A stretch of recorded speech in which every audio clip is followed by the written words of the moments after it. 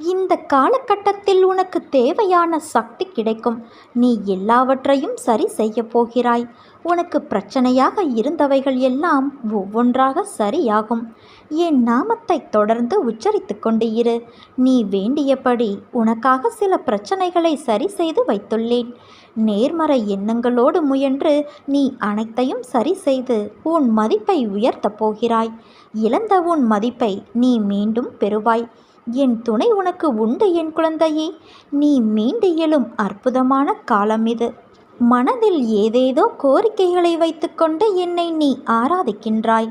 அந்த கோரிக்கைகளின் நன்மை தீமைகள் என்ன என்பது உனக்கு தெரியாதல்லவா?